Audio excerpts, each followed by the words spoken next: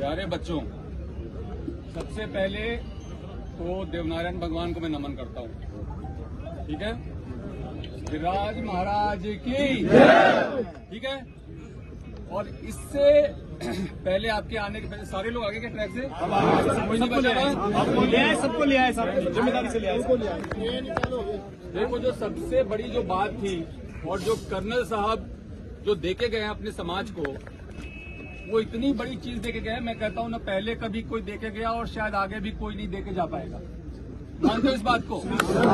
एक तरीके से समाज के लिए भगवान के बराबर का दर्जा है उनका, जिस तरह से संघर्ष किया और जो देके चले गए। कई बार हम मांगते रहते हैं, प्रयास करते रहते हैं, मिलता नहीं है, लेकिन उनकी रणनीति ऐसी थी, उनकी पकड़ ऐसी थी, उनका रुतबा ऐसा था कि वो काम करा के गए। ठीक है, इसीलिए हम सभी आज उनको बहुत सम्मान देते हैं।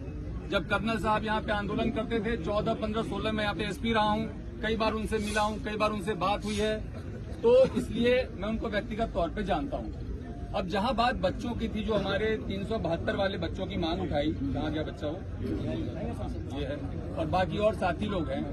एक बात बड़ी छोटी सी और मोटी सी समझने वाली थी कि हम लोग यहाँ पे 372 पद पे नौकरी मांगने के लिए ही तो आए थे ना, कि जो हमारा अधिकार है हमें दे दो, जो हम मानते हैं हमारा अधिकार है।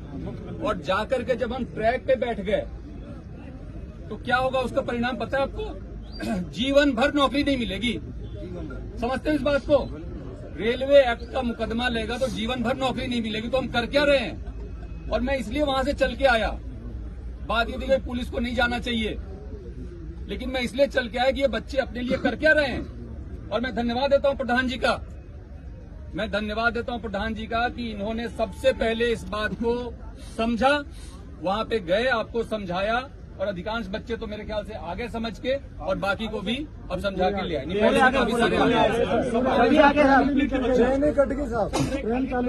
बहुत बढ़िया। तो आप लोग इस बात को समझो कि एक तो प्रशासन, सरकार और समाज अलग अलग नहीं है।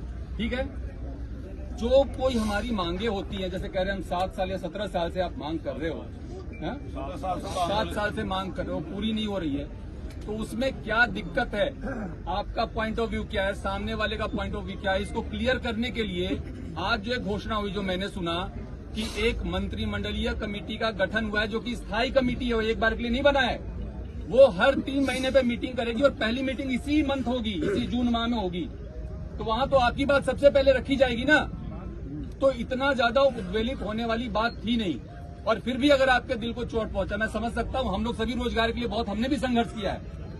हम भी कॉलेज में पढ़े, दिल्ली जाके पढ़े, नौकरियों के लिए कंपटीशन दी, फिर नौकरी हुआ तो नौकरी में हमें पता है कि एक बेरोजगार का दर्द क्या होता है। लेकिन साथ ही साथ अगर ये दर्द था तो थोड़ा सा धैर्य रखना चाहिए था, मैं मानता हूँ।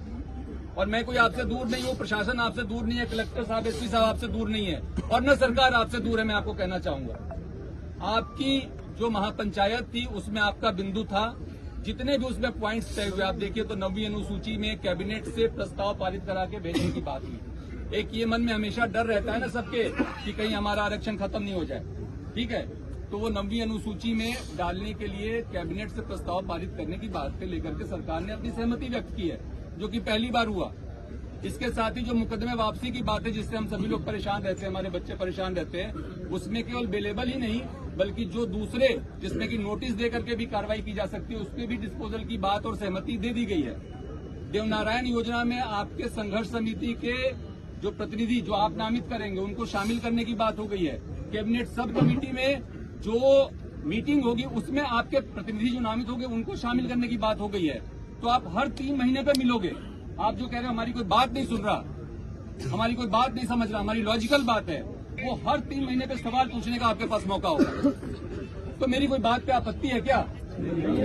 और इस देश में गांधी के देश में अगर गांधीवादी तरीकों को छोड़ करके हम दूसरे तरीके पे जाएंगे और बिना सोचे समझे जाएंगे तो अपना भविष्य अंधकार में डाल रहे हैं। तो मेरे को बच्चों इतनी बात कहनी थी। आप सभी बहुत समझदार हैं, पढ़े लिखे हैं, मैं आपका बड़े भाई जैसा हूं। अगर आप बड़े भाई की राय को मानते हैं, अभी आप लोग जो भी यहाँ बैठ के अपना तय करेंगे नीति रणनीति, उसके बारे में मुझे कुछ नहीं कहना, लेकिन मैं कहूंगा कि जो भी निर्णय लिया करो उसमें अपना भला तो पहले सोच लिया करो, जिससे कि आपका बहुत भारी नुकसान नहीं हो जाए।